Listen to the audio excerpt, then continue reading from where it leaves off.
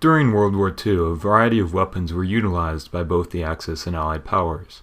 Operation Outward was the name of a British program that attacked Nazi Germany through the use of hydrogen gas balloons. Japan also used free-floating hydrogen gas balloons to attack the continental United States and Canada near the end of the war.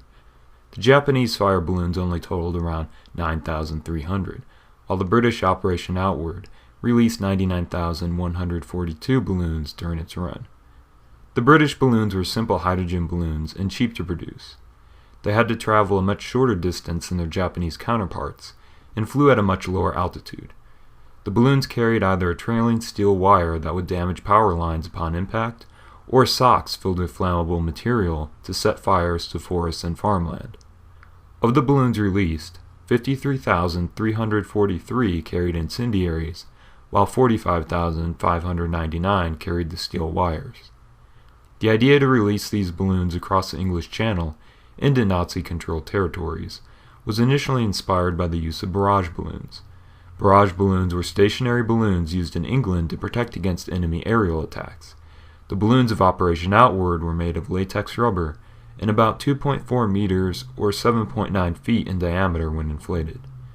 When let loose, a slow-burning fuse was lit, set at the estimated time to arrive in Nazi-controlled territory.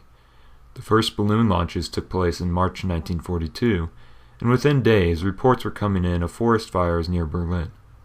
German fighters began attempts to shoot down the balloons, and the harassment value against German air defenses justified the program alone.